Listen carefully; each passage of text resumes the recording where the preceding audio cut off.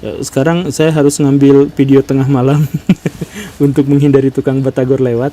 Ya, tapi paling-paling kalau tengah malam kuntilanak yang lewat, tapi nggak apa-apa lah ya, kan itu temenan saya. Sekarang kita akan berbicara tentang ulama, karena di Indonesia itu ada satu hal yang harus diluruskan, yaitu tentang ulama dan dai atau mubaligh.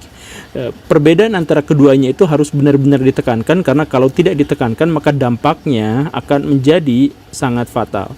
Apa yang dimaksud dengan dai atau mubaligh? Itu adalah penyeru atau orang yang mengajak, kurang lebih seperti itu. Maka padanan kata untuk bahasa Indonesia yang paling tepat itu adalah penceramah. Sedangkan apa yang dimaksud dengan ulama itu maknanya jauh lebih sakral, lebih dalam, dan lebih dari satu pemaknaan.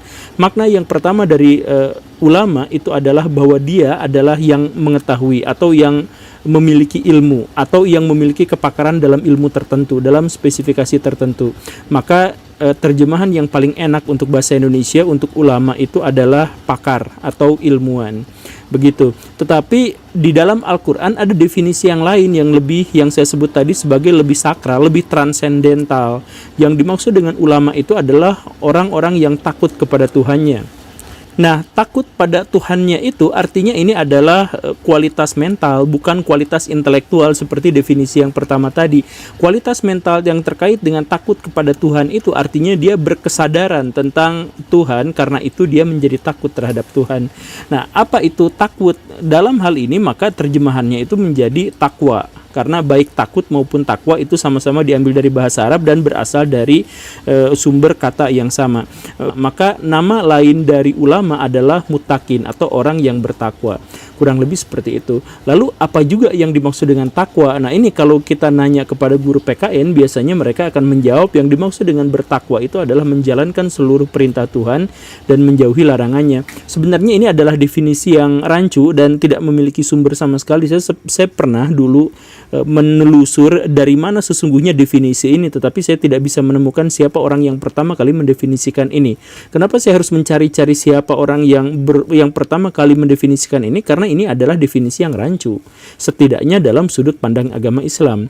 Kenapa bisa rancu begitu? Karena dalam agama Islam setiap orang tidak pernah dituntut untuk menjalankan seluruh perintah Tuhan dan menjauhi seluruh larangannya. Kenapa seperti itu? Karena manusia itu adalah tempatnya salah dan dosa, dan karena itu tuntutan buat manusia itu adalah beragamalah sesuai kemampuanmu. Jadi ikutilah agama sebaik yang bisa kamu lakukan, bukan seluruhnya. Maka di dalam Islam pun misalkan ada sebuah pernyataan bahwa sesungguhnya Allah dan Rasulnya dan orang beriman itu akan melihat apa yang kamu upayakan, bukan apa yang kamu hasilkan. Atau kemudian dalam fragmen yang lebih kita pahami itu dalam masyarakat kita sebut bahwa orang baik itu disebutnya sebagai orang soleh. Kan orang ya dalam agama Islam itu orang baik itu orang soleh. Soleh itu apa? Soleh itu islah, soleh itu memperbaiki diri. Jadi artinya dalam konsepsi agama Islam orang itu tidak mungkin sempurna. Selamanya dia tidak mungkin sempurna. Karena itu yang paling baik itu bukan orang yang tidak punya dosa. Yang paling baik itu adalah orang yang berdosa tetapi dia memperbaiki dirinya sendiri. Maka memperbaiki diri itu kemudian bersinonim dengan kata baik. Begitu. Nah, dengan demikian maka tidak mungkin ada penjelasan atau definisi bahwa takwa itu adalah menjalankan seluruh perintah Allah dan menjauhi larangannya. Nah, ketika kita sudah masuk pada tahap ini, kita akhirnya juga jadi bingung. Kok definisi ulama itu menjadi ada di dua ranah yang sangat berbeda, ada dalam kualitas yang berbeda dan nampaknya ada di dimensi yang berbeda. Yang satu terkait dengan kualitas mental, yaitu rasa takut atau kesadaran tentang Tuhan. Sedangkan yang lain lagi itu terkait dengan kualitas intelektual, yaitu seberapa banyak pengetahuan yang dia miliki terkait dengan nilai-nilai tertentu. Kok bisa bertentangan seperti itu? Atau kenapa bisa ada di dua ranah yang berbeda seperti itu? Sebenarnya ini tidak benar-benar berbeda, Baraya. Jadi ceritanya adalah seperti ini. Kalau Baraya menguasai kemampuan intelektual tertentu, misalkan terkait dengan ilmu pengetahuan yang sangat besar tentang ilmu-ilmu agama, maka Baraya akan mencapai takwa sebagai takut kepada Tuhan atau kesadaran terhadap Tuhan. Tapi kalau Baraya memulainya dari Baraya sadar dan takut terhadap Tuhan, maka Baraya pun akan mendapatkan ilmu yang memadai tentang ketuhanan atau tentang agama atau tentang hal yang semacam itu. Nah, jadi dalam hal ini kita sudah bisa menemukannya. Tetapi kalau kita sudah sampai pada kesimpulan ini pun, kita akan menemukan sebuah ganjalan baru. Kalau kita berhasil menyimpulkan sampai di situ, maka kita tidak bisa menyimpulkan apapun karena itu sepenuhnya sudah menjadi gaib. Kan bagaimana mungkin kita bisa mengukur seseorang takut pada Tuhan itu berapa levelnya? Kan nggak bisa. Kalau misalkan ada seorang yang pakar dalam ilmu pengetahuan misalkan, maka kita bisa mengujinya, kita bisa memverifikasinya, kita bisa melihat jurnal ilmiahnya, kita bisa melihat bagaimana karyanya di dunia nyata dan sebagainya. Tetapi seseorang yang dikatakan bertakwa dalam artian dia sadar akan Tuhan, kan kita nggak bisa mengukurnya.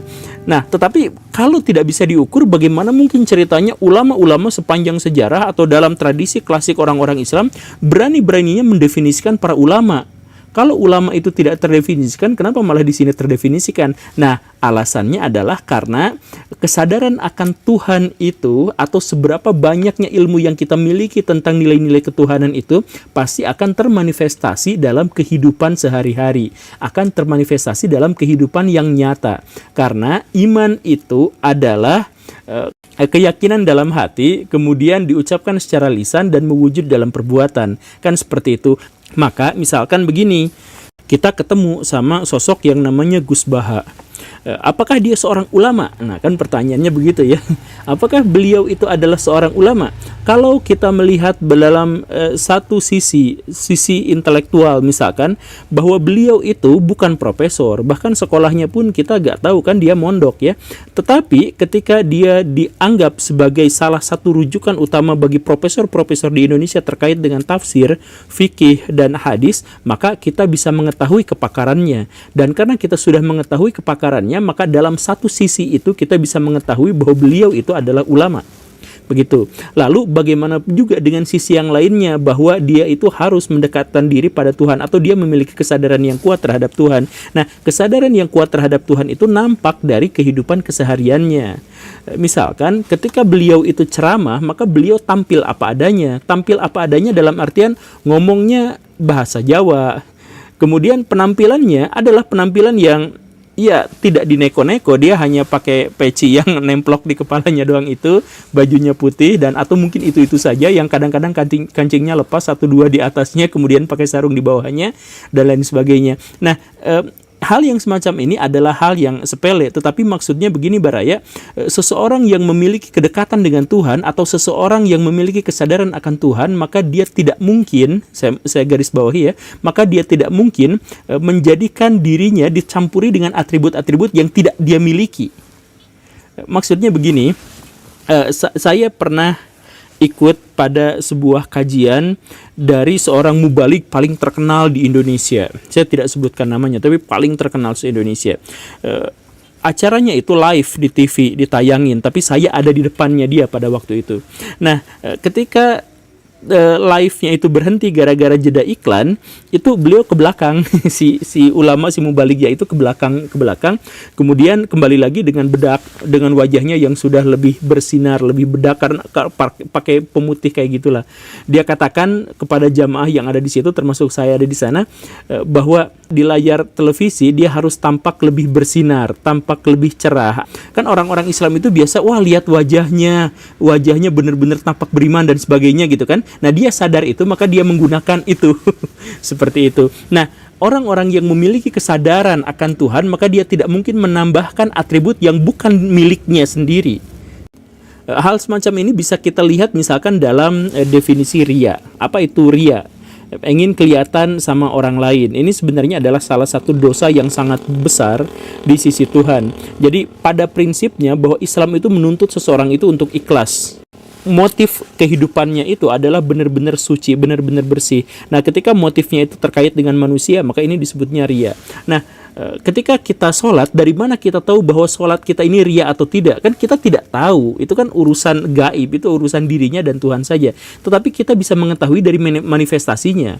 Misalkan, ketika orang sholat, ternyata sholatnya itu di dalam dan di luar masjid sama kualitasnya, durasinya dan sebagainya, atau ketika dia sholat berjamaah dan sholat sendirian ternyata khusyuknya sama, maka kita bisa mengetahui atau bisa menemukan indikasi bahwa dia itu tidak riya. karena sama. Tetapi ketika kalau sholat sendirian itu cepat, sedangkan kalau sholat di masjid menjadi lebih tertata dan baik, maka kita mengetahui bahwa itu adalah orang yang sedang ria. Kan seperti itu. Jadi maksudnya kualitas-kualitas mental atau kualitas-kualitas sakral yang ada dalam diri kita itu sesungguhnya memang gaib, tetapi itu terwujud, termanifestasi dalam kehidupan yang nyata, yang sehari-hari. Maka dalam hal ini kita juga bisa melihat seseorang yang tampil sederhana, yang tampil apa adanya, dan kemudian tidak menambahkan atribut-atribut yang aneh-aneh ke dalam dirinya, maka bisa jadi tidak selalu benar, tetapi bisa jadi ini adalah indikasi bahwa beliau memang memiliki kesadaran ilahiyah yang sangat kuat. Maka dari itu, kalau Baraya misalkan buka sumber-sumber klasik dari sejarah peradaban Islam tentang ulama misalkan, maka para ulama itu sering diterjemahkan sebagai kualitas mental. Misalkan Imam Al-Ghazali dalam Ihya Ulumuddinnya yang sangat terkenal itu, beliau menyampaikan tentang karakteristik ulama yang dia sebut misalkan begini, yang di bab 1 itu Ihya Ulumuddin dia katakan Imam Abu Hanifah itu ulama, kata Imam Al-Ghazali. Tetapi karena apa? Karena ilmu fikih? Bukan. Ilmu fikih itu ilmu dunia.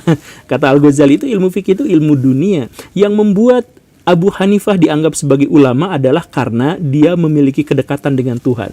Atau misalkan dalam buku yang lain, karya Abul Aun Al-Hambali yang judulnya buku Giza Al-Bab, itu justru disebutkan di situ ada 10 kriteria ulama. Dan dari 10 kriteria ulama itu, seluruhnya adalah kualitas-kualitas mental. Misalkan bahwa ulama itu menyampaikan dengan ikhlas, dengan baik.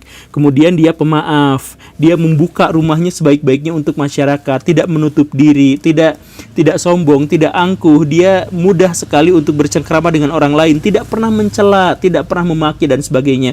Pokoknya ada 10 kriteria ulama yang disebutkan di situ, dan sekali lagi sepenuhnya adalah terkait dengan kualitas mental. Nah, kenapa bisa terkait dengan kualitas mental? Karena yang saya bilang tadi, ulama itu adalah orang yang bertakwa, orang yang berkesadaran atas Tuhan, dan kesadaran atas Tuhannya itu dibangun atau membangun dari kemampuan-kemampuan intelektualitasnya. Jadi kualitas intelektual dengan kualitas mental itu bersatu, tetapi yang lebih dalam daripada itu adalah bagaimana dia berperilaku terhadap dirinya, terhadap Tuhan, kepada lingkungan, dan kepada masyarakat. Tapi kan seorang ulama itu harus kelihatan sanad keilmuannya dan sebagainya. Bagaimana ini seperti ini? Ya memang harus kita ketahui itu, tetapi harus digarisbawahi juga bahwa kalau ada ulama yang kemudian dia benar-benar menekankan tentang statusnya sebagai ulama pesantren anu, jebolan anu, atau dia memiliki gelar tertentu misalkan kiai atau Habib atau apa dan sebagainya, maka kata Imam Al-Ghazali itu justru adalah indikasi kuat bahwa dia adalah ulama palsu. Jadi ulama yang tidak boleh diikuti. Misalkan seperti ini hal-hal yang paling sederhana aja.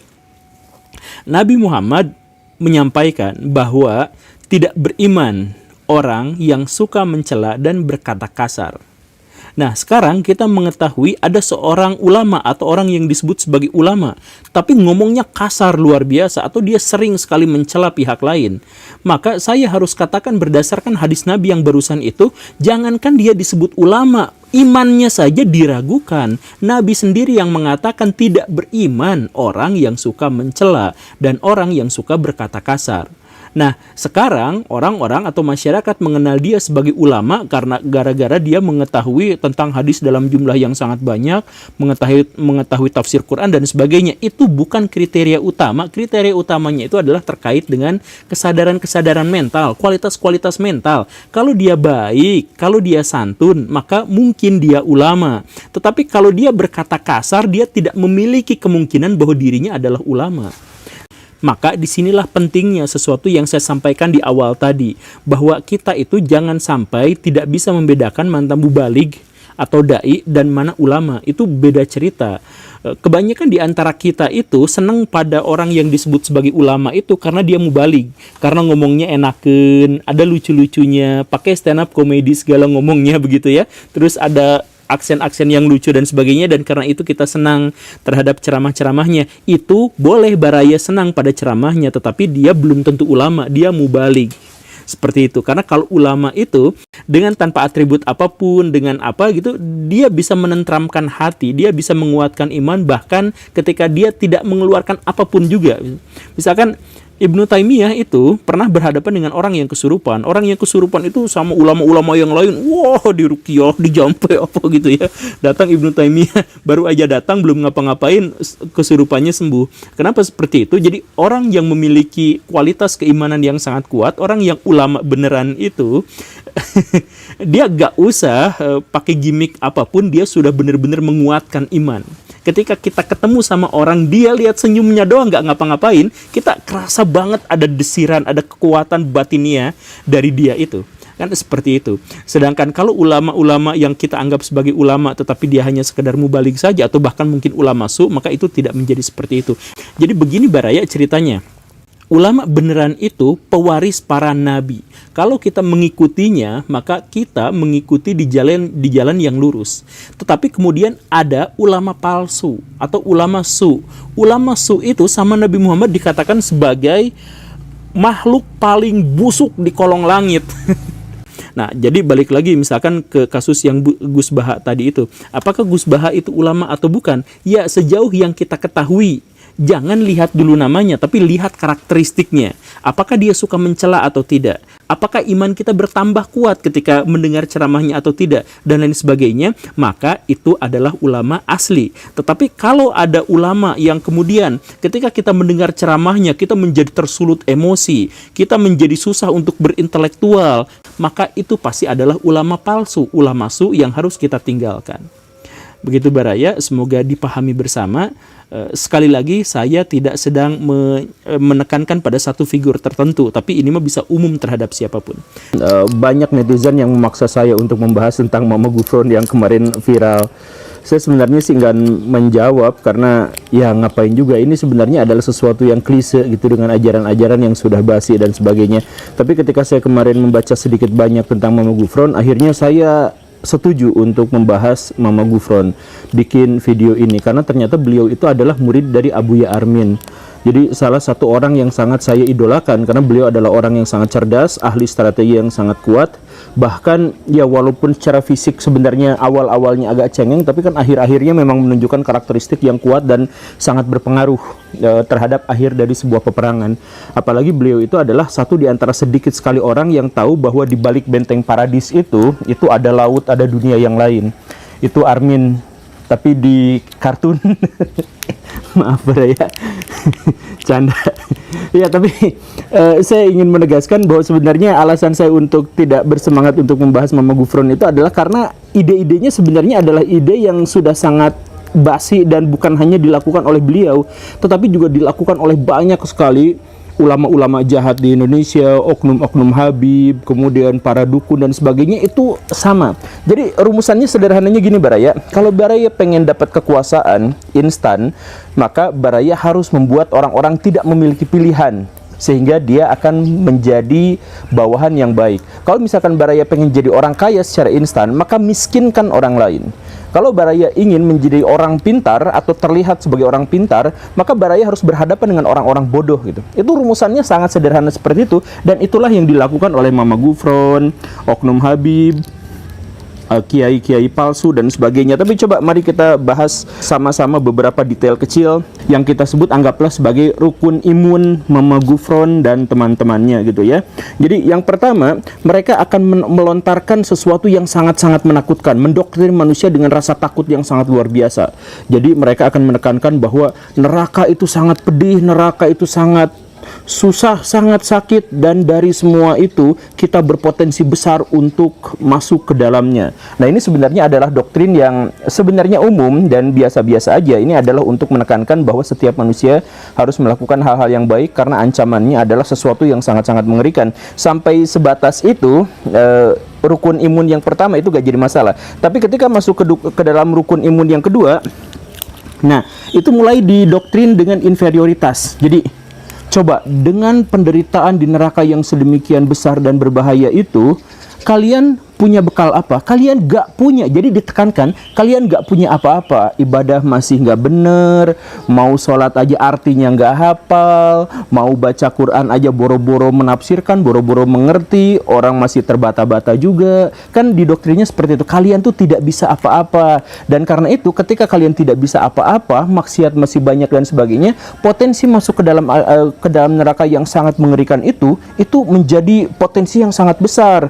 Nah, karena itu rukun imun yang ketiga bagi mereka adalah, untung ada Ustadz ini, untung ada Mama Gufron, untung ada Habib ini yang rela untuk tidak keluar negeri, rela untuk berdakwahnya di sini untuk memberikan kenyamanan dan keamanan buat para pengikutnya. Jadi kalian yang ibadahnya masih nggak bener, maksiatnya masih jalan dan sebagainya, jangan khawatir, selama ada di sini maka ada penjaga gerbang nerakanya.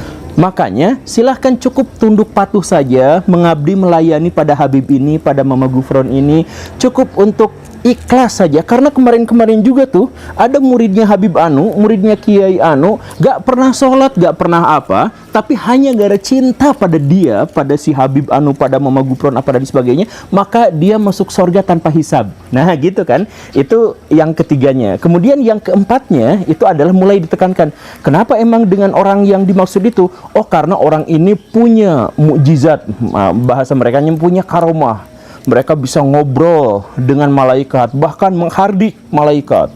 Mereka kemudian bisa ngobrol dengan para nabi. Mereka kemudian bisa mendatangkan malah bencana. Mereka kemudian bisa menghentikan bencana. Ada gunung meletus, gunung Semeru, saya berdoa pakai bahasa Suryani, langsung selesai, kan gitu. Jadi yang ditekankannya itu yang seperti itu.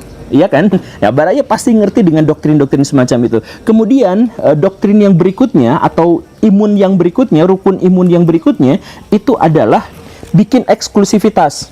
Jadi kan kalau misalkan dengan dongeng-dongengnya seperti itu, mukjizat karomah bisa menghidupkan orang mati, itu kan diceritakan begitu ya, ngomong dengan bahasa semut dan sebagainya, Mama Gufron dan teman-temannya itu, kan tentu saja otak manusia itu banyak yang mulai meragukannya, mulai menafikannya, atau dikhawatirkan mereka akan melakukan konfirmasi dan klarifikasi kepada ulama lain. Maka ciri mereka berikutnya atau rukun imun mereka berikutnya itu adalah menciptakan kesesatan massal. Jadi bagaimana cara menciptakan kesesatan massal?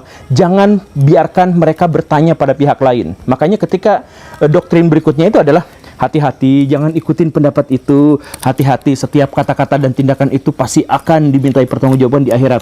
Makanya jangan banyak bertanya ke sana ke sini, hati-hati. Jadi kalau misalkan ada orang itu, coba aja misalkan Baraya debat sama muridnya Mama Gufron gitu, debat sama anak buahnya Habib apa yang semacam itu, yang oknum-oknum kayak gitu, mereka pasti akan endingnya itu adalah hati-hati, jangan sampai gini, hati-hati nanti terbawa sama yang kayak gitu. Kayak gitu. Kenapa? Kan dalam Islam itu kita kalau misalkan mendapatkan berita itu wajib mengklarifikasi, itu wajib. Tapi bagi mereka itu haram.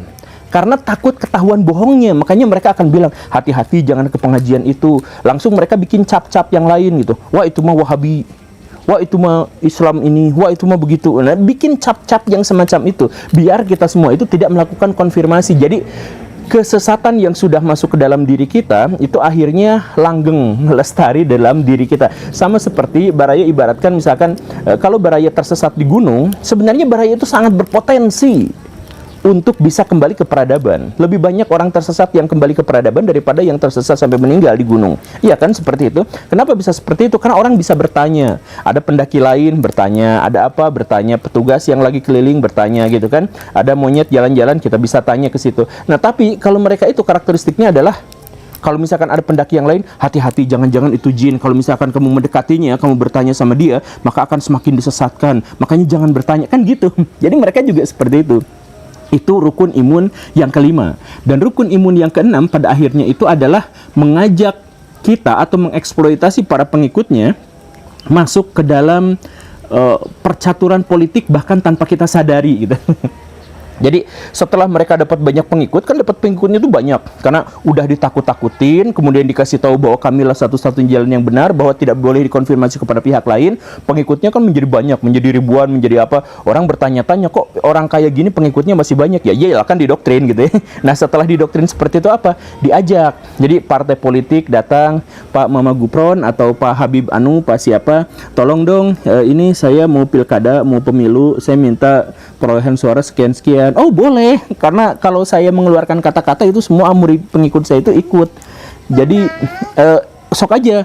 Ya, tapi ini kalau misalkan apa Dede? Tapi syaratnya itu kepentingan-kepentingan kami itu diakomodasi ya sama politikus anu. Oh iya siap. Nah makanya di Indonesia itu banyak dalam tanda kutip aturan-aturan yang sangat aneh tetapi sesuai dengan kepentingan-kepentingan orang yang nggak jelas gitu. Jadi misalkan ya ada aliran sesat di Indonesia itu banyak. Tapi kenapa masih sampai sekarang masih bertahan, masih ada yang seperti itu? Karena diduga itu ada kontrak politik dengan politikus-politikus tertentu sehingga tidak digerebek. Jangankan polisi, jangankan Satpol PP yang mencoba menggerebek, MUI bungkam. Gak tahu sih tuh. Jadi kalau misalkan ada penyesatan di luar sana, MUI itu gercep banget gitu. Tapi ini mah indikasi gitu ya kemungkinan. Gercep banget. Tapi kalau misalkan ada yang seperti ini, seret banget, susah sekali untuk mengeluarkan fatwa. Walaupun sudah jelas secara literal, secara harfiah, secara aktual itu bisa dibuktikan kesesatannya, tapi mereka akan mengabaikan itu semua gitu.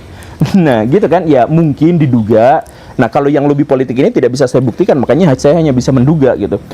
Duga ada kepentingan-kepentingan politik. Jadi kalau misalkan ada orang mau pemilu, mau menang, gimana caranya? Ya bikin kontrak, bikin ijtima atau bikin apa dengan yang junjunan-junjunan itu, mau Mama Gupron, mau apa segala rupa, nanti dia bisa menang kan kayak gitu. Makanya sekali lagi ya, rukun imun yang pertama saya ulangi lagi ya. Jadi yang pertama itu adalah menakut-nakuti dengan surga, neraka dan sebagainya. Kemudian yang kedua itu adalah menegaskan inferioritas kita dalam ibadah. Kita nggak akan ngerti Allah, nggak akan ngerti Al-Quran, kita nggak bisa menafsirkan dan sebagainya. Kemudian yang ketiga, mereka akan menjadi panitia surga. Maka kalian bisa masuk surga dengan bantuan kami, dengan syafaat dari kami. Makanya cukup aja, udah dengerin, ikuti aja kami, cukup cintai kami saja, maka semuanya akan beres, semuanya akan masuk surga. Itu kan yang ketiga. Kemudian yang keempat itu melakukan glorifikasi. Kenapa bisa seperti itu?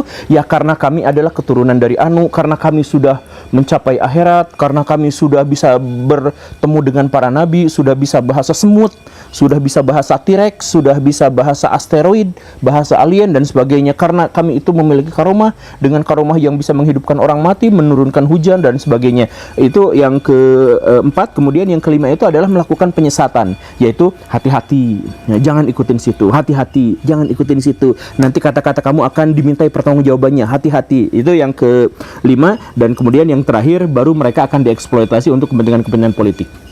Nah, menurut Baraya, 6 pernyataan yang saya katakan itu nyata nggak, relevan nggak, relate nggak dengan kenyataan? Menurut Baraya ini mah ya. Kalau misalkan menurut Baraya relate, ya saya pikir sih iya.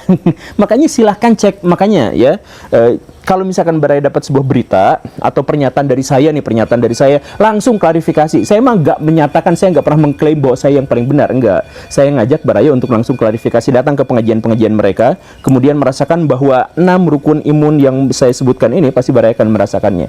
Dan setelah itu Baraya tentu saja tahu dampaknya seperti apa dan keuntungan yang besar buat mereka seperti apa, sedangkan kerugian buat kita itu apa. Dan saya masih tetap dikatakan sebagai orang jahat yang menyesatkan umat manusia ketika saya mencoba mengajak Baraya untuk bertanya kepada pihak lain. Terima kasih karena sudah menyimak. Saya Guru Gembul. Assalamualaikum warahmatullahi wabarakatuh.